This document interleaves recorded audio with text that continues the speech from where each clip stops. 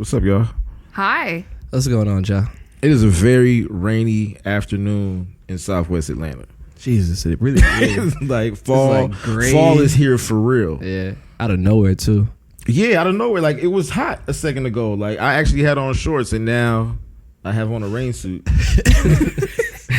Like, what the hell is going on? I know. The only plans Mike and I made today was to go see the Joker. Yeah, I have to get up on that. Yeah. I can't believe I've actually gone this long and haven't seen it. I almost feel a type of way about it. At this point, it is out of total obligation, though, because people won't stop talking about it. So now you feel misinformed and he's like, let me just go find out. Let me just form my own goddamn opinion. I don't trust any of you people. All of these people. I will say this is perfect Joker weather. It is very good Joker weather. It is very good Joker weather. This raininess, it looks like the movie. Great. So yeah, I'm so excited. Okay. You're in for a treat. All right. I'm excited. I'm ready. But you know what? I mean, I've already paid witness to one good character study today. Oh, yeah, I would say this new Grip album, it's really fucking good. I'm from the home of the free Nick, Cass and Mob. Nigga put on the mask and rob instead of getting his ass a job. We don't need dress shirt and slacks to earn. Plenty threats to burn, banking on your baby mama tax return. Probably snatch up an Impala for a couple dollars. Hood scholars that never relied on college. Just took the shit they learned from the streets and applied the knowledge. My only advice is hide your wallet. Niggas want all the smoke. Hydroponic. It really is. It I had absolutely zero is. expectations when I hit play, but I was pleasant. Like Ebro apparently, Yeah. as Yoh showed me, I was pleasantly surprised. I did not know this was a thing. I showed Christina the IG post that Ebro made a couple of days ago, where he talks about how Snubnose is the best album you never heard. Right. He's like, I don't even know who this kid is. So I think that's very accurate, though. Yeah, I feel like that's a great way of like citing, I found this thing and I don't know who made it. no, absolutely. I think I'm going to rain on Ebro's parade. Oh, wow. So to your point about having no expectations, like I didn't have any expectations of this album either, which also like I think it added to my enjoyment of the album because I was like, let me just see what this is about, and then I just pressed play casually, and it was like, oh shit. See, That the element of surprise was like, that's a cool feeling. I don't know how often we get that these days. Yeah. Like when you just play something for the first time and it be something incredible. Like impressive. Yeah, very impressive. Like on a certain kind of level. It hasn't happened for me. It hasn't happened in a while. So, had you listened to his music before, Ja? Because I'm only hip to Grip through Yoh.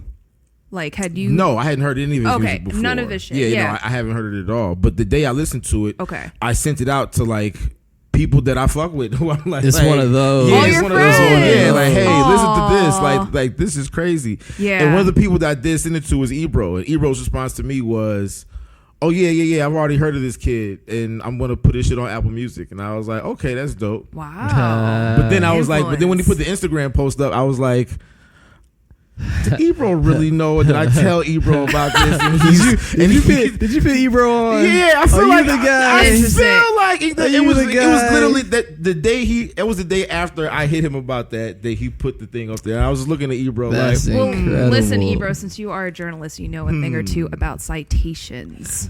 So let me go ahead. And do one. So, yeah, like I said, I'd only heard a Grip through Yoh. Like last year, I curated a Sound of Atlanta feature for The Guardian. It was like I could have curated all 20 songs by myself, but basically, like The Guardian was just looking for songs that represents the future of music in Atlanta. But I wanted to get people involved. I wanted people with a wider range of tastes, people who know better than I do. So I hit up Yoh. And Yoh put me on some Maintaining, which is off of Porch, Grip's first project. That shit is so fucking good, but it also didn't sound like Atlanta at all. Even though he's talking about listening to Outkast and stuff. Like I had a Jerry curl instantly, and like I was in an Impala in Compton. Like this shit was crazy. Yeah. But he's from here, you know, and East that Atlanta was specifically. Yeah, right? East Atlanta specifically. Yeah, and I think that's what grabbed me about his music, about Porch, was the storytelling didn't necessarily feel rooted here, but like all the imagery, all the locations, all of the feel of what he was describing, you could see in Atlanta. And I feel the same way about Snubnose. Like it feels like an Atlanta album, but also very universal. Yeah, for sure. I mean, I think the thing that's dope about it is that,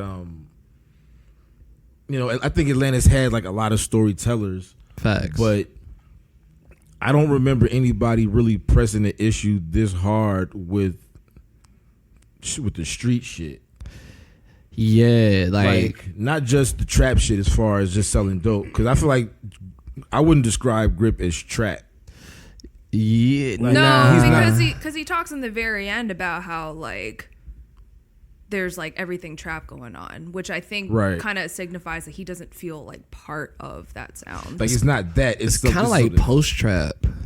Post trap. Yeah, and if you think about like 10 years of trap music, there's a point where the subject matter and themes of trap, we explore them differently. Like exploring this album through the perspective of a gun and the perspective of the guys wielding the guns, it shows the same street angle, but it also gives you like a sense of power and paranoia from both sides. Like the power dynamics here are extreme. Every song is pretty extreme. Like he doesn't make it lighthearted. He doesn't make it anything that's like tongue in cheek. Like it's pretty intense all the way through, but it's not like heavy. You know, you know, like it's enjoyable all the way through. I was writing earlier about how the ending of the album where the kids find the gun and then the body drops, like you're not surprised that the gun goes off, but it's still jarring to hear. That I was shocked how taken aback I was by that, because I was enjoying it so much.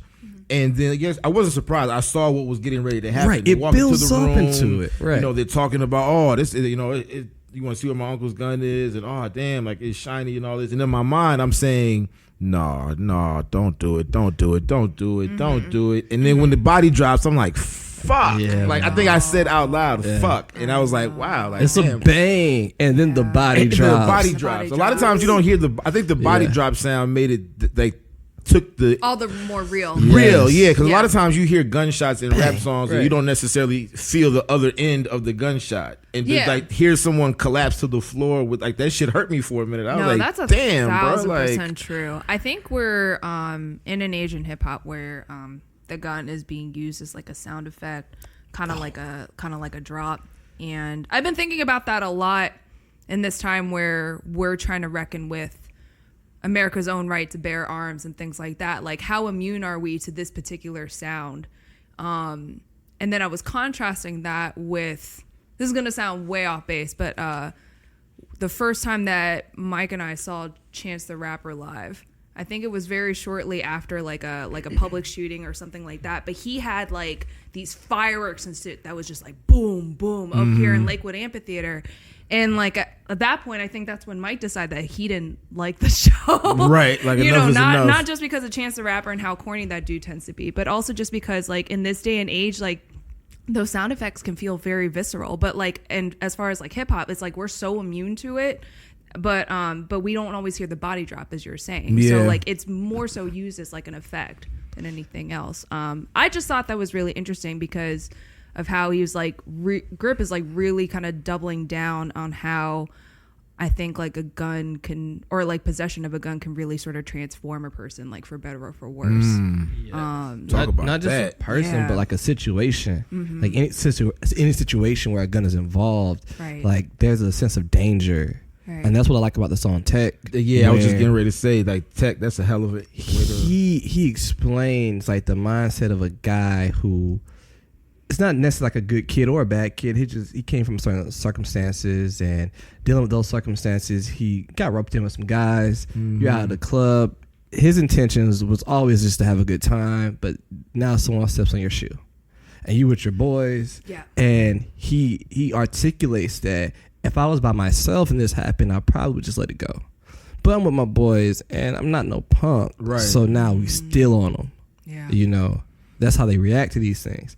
But what he doesn't know is that the guy he's jumping on is going to go to the car and get a gun wait for you to get out and shoot up the parking lot. And the most interesting part about that is that story is told from the perspective of the person without the gun. Yes.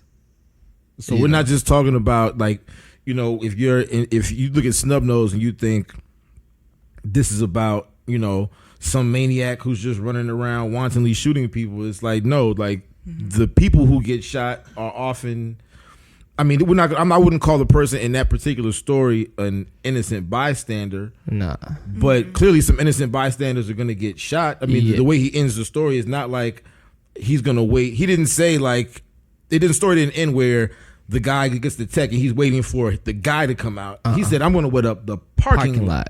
Yep. Everyone gets shot now. Like this one person's reaction to something as small as a drink, gets 7-8 people shot. Now, and that's what happens. Yeah, and that's legit what happens. Like that's a real ass thing. And that's just a 1 minute of a song. That's the intro of the album. And an album Right. that takes different scenarios. Like there's some songs with the Guns perspective. There's some songs from Grip's perspective. Wait, like we have to talk about the Guns perspective. Yeah. Because I don't think I was prepared for that necessarily. Even I didn't look at the track list, to be fair, because there is a song that says Snub Says, right? Yeah. But yeah, like when I first heard the voice change, I was like, oh, that's interesting. There's like some alter ego shit going on. And then you listen closer and you're like, oh, this is interesting. He's going there. Yeah, and it's not like a stick either. Like it, like when you look at the gun that's pictured on the album, like that's some shit that you'll see in like 80s movies now, or For like sure. you know, like that's not the shit that the kids are pulling up to with the music video shoots these days. No, seriously. When these mass shootings right. are happening, and when like you said, the kids in music videos, no one is holding a snub nose. They're holding a shit as big as this microphone. Like Yeah. like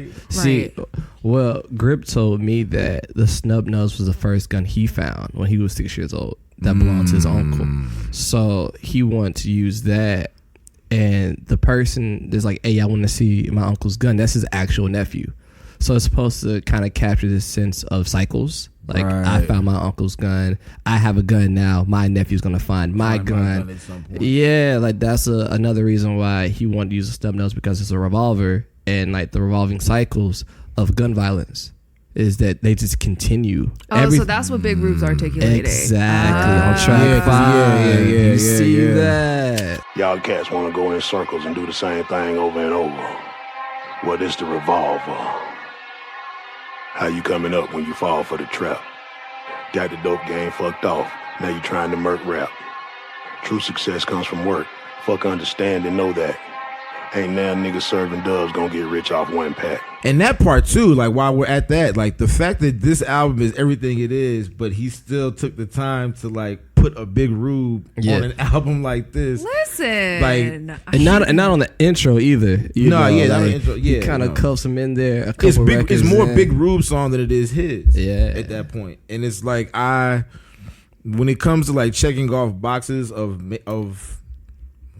if you're trying to make a classic album, you need to check off certain boxes in certain kind of ways. Coming out of Atlanta, and I feel like that is one of those things that if you want to be looked at in a certain kind of way artistically in Atlanta, I feel like you need to acknowledge Big Rube in some form or fashion. There's a lot of history in this album, you know, just like Atlanta callbacks. Like I think Snub Speaks starts with like a refrain from Cell Therapy. Cell Therapy. Yep.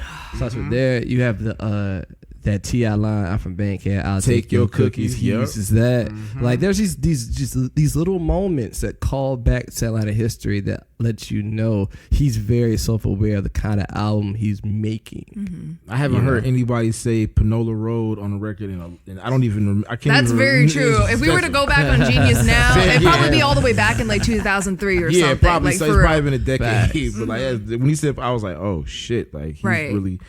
The world building is real dope on Yeah. here. Absolutely. Like, he let you kind of even if like to your point about it not necessarily quote unquote sounding like what people would think an Atlanta album would sound like, or what that kind of storytelling would sound like. But he paints a picture pretty vivid. Yeah. And Yeah, I it think does. that even to your point about the snub nose on the cover, like it looks like an 80s Tarantino flick or some type of like crime flick or some cop flick. Like Right. Yeah. I would put that on the wall Yeah. It in my does have movie that. theater. Like it looks It like does like a movie poster. Yeah, it has a movie poster type of feel to it. Yeah. And they just nailed it all the way around the board Yeah. as far as I'm Yeah. concerned. Like, I think that's the sort of weapon you have where it's like, it's like not for show. Like I don't want to like name any rappers, but I've been in studios before where people have had sticks out like they were fucking binkies or something. And I say that because like they're always like under 20 and like they're just kind of like leaning against the wall like oh so casually, like, you know, that's something they just carried in like their designer backpack. And I always thought of that visual as like so jarring because it was like you wanted me to see this clearly. This is all about like image as opposed to actually being about that life. But I really liked but I was very struck by the choice of that because it's like that kind of speaks to, I guess, the realism that you hear in the music. I kind of feels like when you hear like certain trap music and people are like warning like you don't want to do this life, it's like okay, now I know you're really about it. Because if you aren't trying to glamorize that shit, that means you've seen some shit.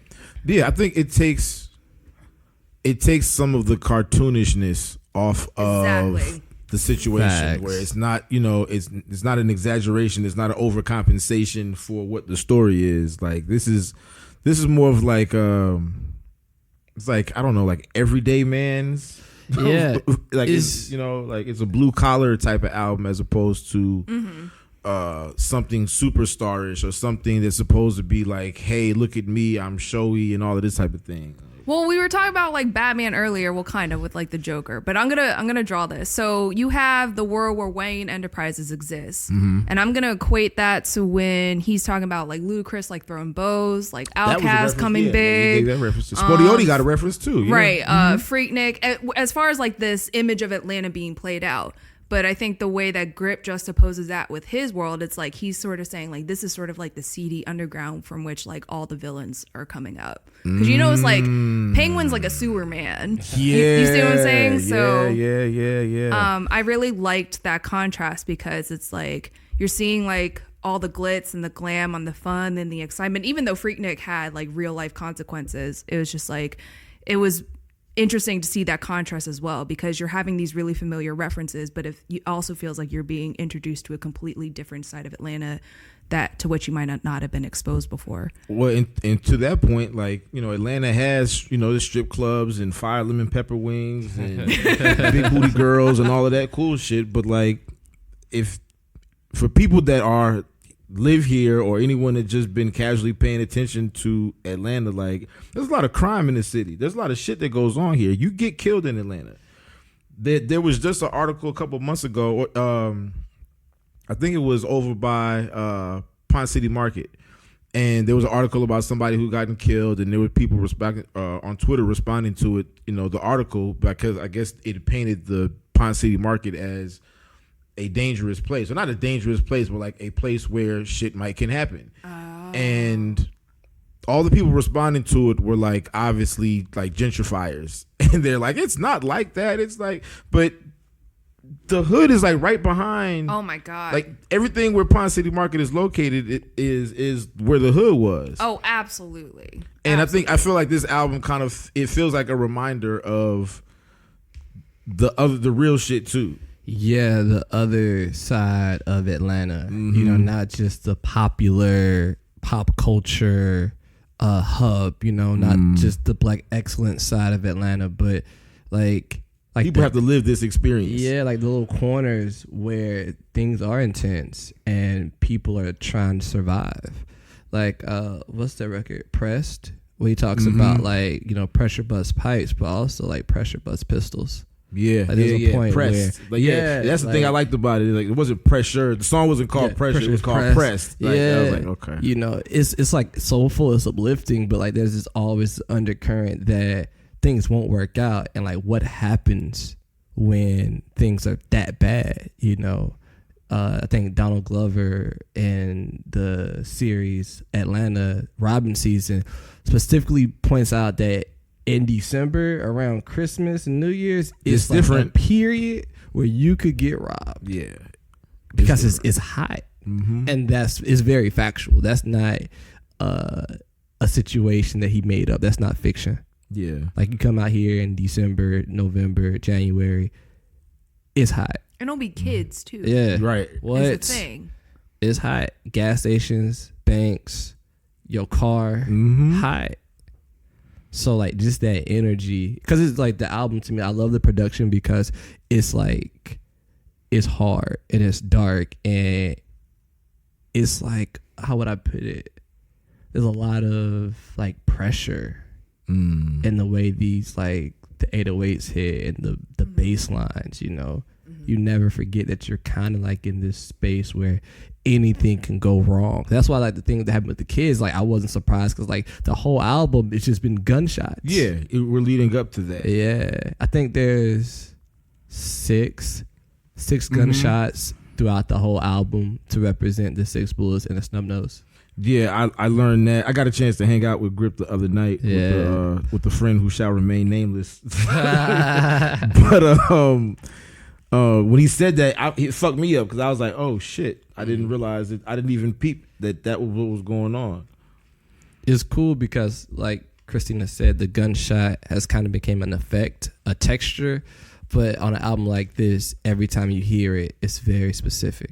It represents another bullet being shot out of the actual gun. It's intentional. Yep, and with that last shot being the kid. Yeah, that's the final bullet. I thought the intro did a good job too of, well, let me go back because you talked about the production. 2IS.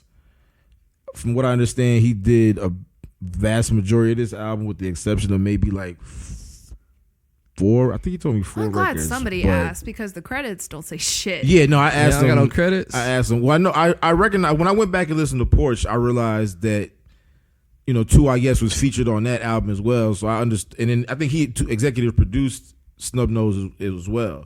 So I figured he had a lot to do with it. But I was telling Grip that I like the fact that he is like a one producer, one rapper type of. I just believe in that. At least like early on, when you're coming out the box, establishing yourself, like find someone who can give you the style of record that you need to get your shit off. At least before you can articulate to different producers, like this is exactly what I'm going. This is what it there is. should be at least one person that sees the vision. And there should be a execute standard. it. I can tell you what a Jay-Z record sounds like. If you just played me a beat, I could tell you that. I could tell you what a Meek Mill beat sounds like. Or, Right. These artists all have pretty specific identities about. Oh, this sounds like Future. This sounds like they help whoever. you build that identity. Yeah, help you build that identity. Gotcha. And I like that foundational thing that they have going on. Like I hope that continues. Yeah, it does have an identity. His sound has an identity, and it helps with the album's narrative because it's not a linear story. Like these are just little vignettes of things that happen in proximity of a Snubnose. Right. But the cohesive sound really helps wrap it all together into like a 13-track project. Do we talk about his future? Listen, I have a gripe. I'll say it on record. I don't care. Let's go. So after this album, I decided I really wanted to see him live. So I decided to check, what are his upcoming tour dates. And he's opening for Brent Faiyaz. Is that how you say his name? Listen, I'm angry.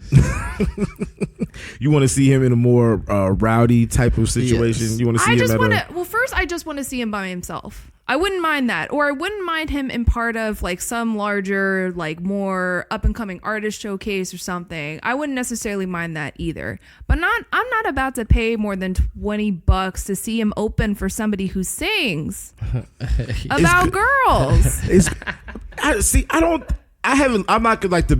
I don't listen to all of Brent Faiyaz music on a regular basis, but I've heard plenty of Brent Faiyaz before, and I feel like there's going to be a good Venn diagram in there of who is in the middle. Who is this person? People with eclectic tastes, people who like violence and love. There's a lot of us out there. I like we exist in the world. I like violence and like love. William Shakespeare? Sure, why not? Absolutely. Why not?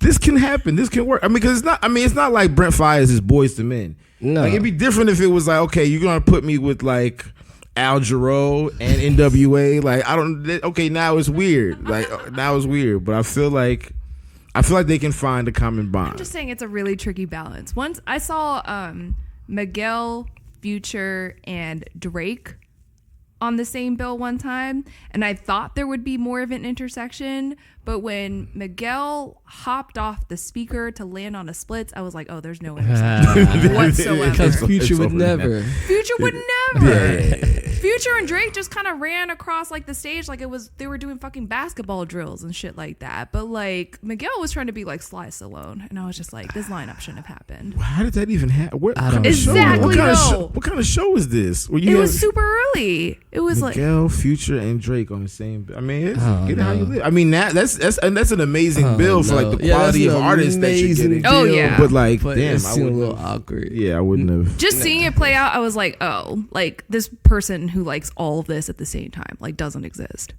Yeah, that's a Spotify playlist. I don't know if I need it. And that's a diss. Yeah. I don't know if I need that in real life. But I will say I haven't seen Brent live, but I'm a fan of his music. Yeah, he does good stuff. I believe that the contrast here is going to be a little bit of what you kind of get where you're just trying to showcase up and coming talent. You know, like Brent hasn't broke all the way through, but he has a hit with Crew. He's super popular on like SoundCloud, online. Like he has a fan base. So Grip's working on getting that. So I see this as being like a great opportunity for him to not only exist within a space of someone that's young and coming up, but also just outside of hip hop. Like Brent's not that far cry. I mean, he did a record with GoLink. I think if he does more features, we'll see how his name can get around in different spaces in modern music. But I don't know, man. I think it'd be cool.